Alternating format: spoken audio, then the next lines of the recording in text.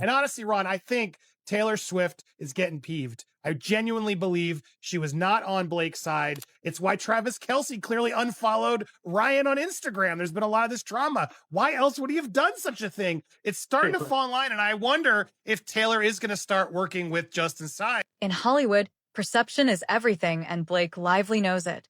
But subtle moves by Justin Baldoni and Taylor Swift revealed something deeper, quietly unraveling the polished image she wants you to believe. Whenever an attorney writes something that is submitted and filed in federal court, they're basically doing it under penalty of perjury. So the judge can do one of two things. The judge can just make a determination that, you know what, there's a dispute as to facts. I'm going to let the deposition happen, but with certain rules, certain parameters that, it doesn't go everywhere. There'll probably be a conference on this. With regards, because when it comes to third parties, right?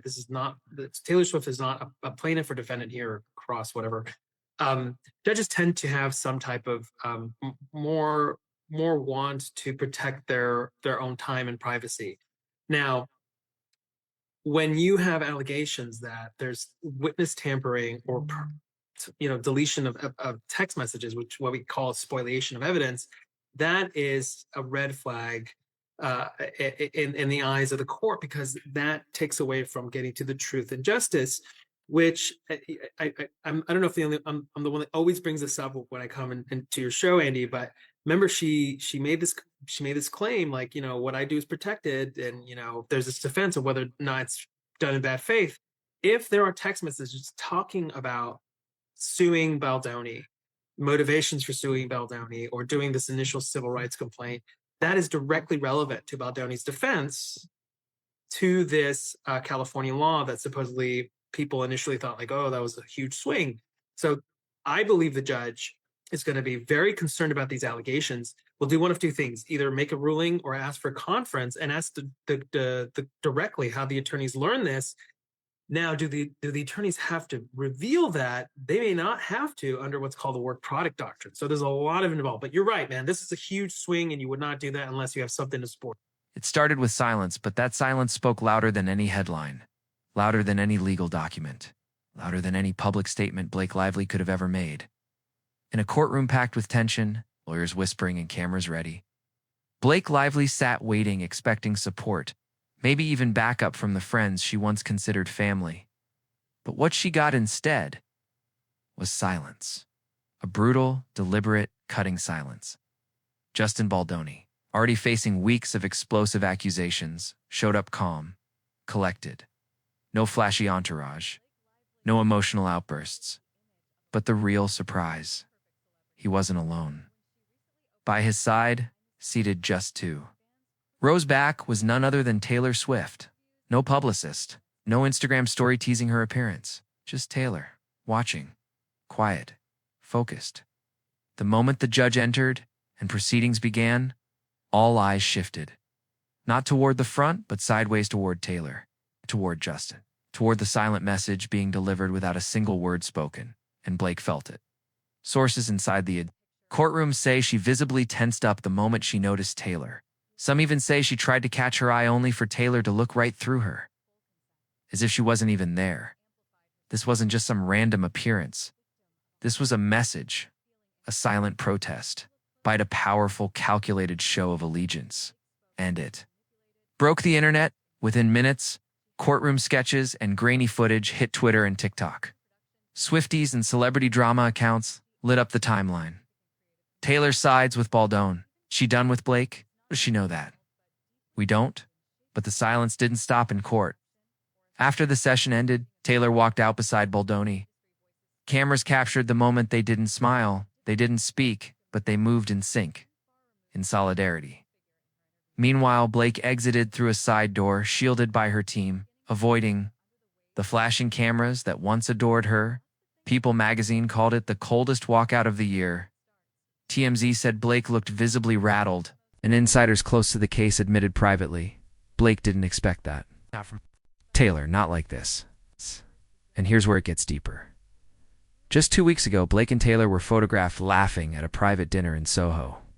They've been known as close friends for years. It's family vacations, double dates, Instagram birthday tributes. But now, All of that seems to be unraveling in real time. Why would Taylor suddenly show up for Baldoni, the man Blake is accusing? Would she choose silence over solidarity? Rumors are swirling that Taylor got access to something, a side of the story the public hasn't seen yet. And rather than posting some vague statement or tweet, she chose to speak with her presence and nothing else. As for Baldoni, sources say this moment was strategic, that having Taylor appear beside him was an accidental was a legal and emotional power play. A chess move, one that shook Blake to her core. The courtroom may be about facts, but in the world of celebrity trials, perception is everything. And Blake, she's now not only fighting legal battles, she's fighting a media war she never saw coming, as TikTok flooded with side-by-side breakdowns of Taylor's body language. Twitter threads began digging into every moment of the trial, every past interview, every quote Blake gave about trust, betrayal, and who shows up when it matters. And then, like clockwork, the PR machine started spinning. Blake's team released a quiet, half-hearted statement hours later, saying she remains focused on the facts of the case. But fans weren't buying it. Not when Taylor Swift, the queen of symbolism, just chose to show up and say nothing at all. Brian Friedman responded to this. This was a letter where they, it should be noted, this was anonymously sourced, and they're just abusing us again, and this is categorically false, blah, blah, blah, blah, blah. There's no evidence. Meanwhile, it's not signed by Gottlieb. It's not signed, I swear by, this is false. It was signed by Ezra Hudson, a different lawyer, not from that firm, which was odd to me. It was a big red flag. Well, if you're going to come out so fiercely and deny it, maybe get the lawyer who's being accused to deny it themselves. Well, Brian was quick to point that out. In his response this morning that just dropped hot off the presses, we write in response to this letter to strike our motion to ask the court to strike my letter. The letter was submitted in response to Miss Lively's consolidated defendant, Miss Reynolds, together defendants, on purporting to inform the court of their request to intervene in an action pending before a different federal court relating to a motion of Taylor Swift's company, Venable, to quash the subpoena served on them by my office. The premise of the motion is that I made a deliberate and shameless misinterpretation to the court and that the facts set forth in the May 14th letter are false and unfounded. That is not so. Attached here, too, as Exhibit 1, is an affidavit executed under penalty of perjury, stating the factual basis for the statements set forth in my letter. Notably, the motion is not signed by Michael Gottlieb. I noticed that too, Brian Friedman, whose conduct gave rise to my office's influence on a subpoena to Taylor Swift's company, but instead by another attorney from a different firm representing Lively. The motion also faults the May 14th letter for being filed without support of any kind, much less anything under oath. This opposition supplies the sworn affidavit that Lively argues the letter lacked. Finally, and most notably, the motion claims that the facts set forth in the 14th letter are unequivocally and demonstrably false, yet is unsupported by any sworn declaration to that effect, much less from Mr. Gottlieb. So basically, he's like saying, well, okay, I just swore that this is all real. Let's hear it from you, Mr. Gottlieb. Sorry if I'm saying that wrong. The motion further contends that the letter was improper because it does not seek any form of relief, is irrelevant to any motion currently pending before the court, so there's no legitimate purpose. Of course, the same could be said of the Lively's May 13th letter, which Lively claims to have submitted as a courtesy, in which she did not ask the court to take any action.